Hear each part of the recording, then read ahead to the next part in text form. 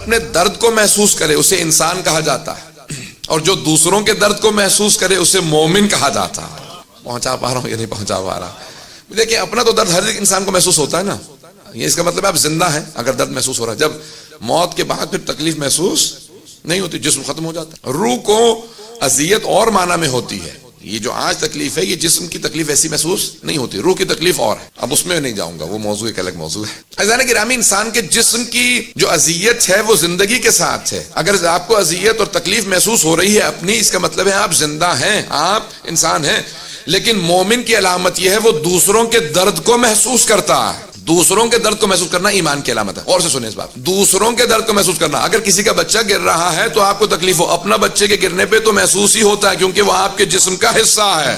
دوسروں کو، عزیزان گرامی، جناب امیر بیٹھے اور آپ نے سارے یتیم بچوں کو جمع کیا کہ آؤ آ کے کھانا کھا لو، تو اصحاب امیر المومنین کہنے لگے کہ اس محبت سے مولا کھانا کھلا رہے تھے کہ اصحاب کہہ رہے تھے کاش ہم بھی یتیم ہوتے، ہم بھی یتیم ہوتے کہ مولا اتنی محبت دے رہے ہیں۔ کہا یہاں تک کہ ایک بچے نے کہیں مولا کے زانوں پہ پاؤں رکھ دیا، چھوٹا بچہ تھا، یتیم بچہ 2-3 برس کا، اس بچے نے کہیں مولا کے زانوں پہ پاؤں رکھا تو ایک صحابی نے، مولا کے اصحاب میں سے ایک نے کہا بیٹا زانوں پہ سے اتر جاؤ، یہ امیر المؤمنین ہے، امام المشارق والمغارب ہے، مولا کائنات ہے، ان کے زانوں پہ پاؤں نہیں رکھتے، نیچے اتر جاؤ۔ بڑے ادب سے کہا، لیکن مولا نے کہا خبردار بچے کو ٹوکنا مت، اس بچے کو اگر باپ کی محبت ملی ہوتی تو مجھ سے محبت تلاش نہ کر رہا ہوتا۔ دوسروں کی تکلیف کو محسوس کرنا ایمان کی علامت ہے۔ مولا فرما رہے ہیں میرا ماننے والا دوسروں کے درد کو محسوس کرے گا، اس میں خود غرضی نہیں ہوگی۔ کہیں کسی مومن کو تکلیف ہے اس کو فوراً اذیت محسوس ہوگی، کہیں کسی مومن کو، عزیزان گرامی، حتیٰ مومن ہی نہیں بلکہ حتیٰ کسی انسان کو، کسی مسلمان کو، کسی انسان کو، حتیٰ جانور کی اذیت کو مومن محسوس کرے گا۔ حبیب خدا ہے، ایک صحابی نے دیکھا کہ ان کی اونٹنی بہت زیادہ مچل رہی ہے تو اس نے چابک اٹھایا اور وہ تازیانہ مارنے لگا۔ پیغمبر صلی اللہ علیہ وسلم نے کہا خبردار میری اونٹنی کو تازیانہ مت مارنا۔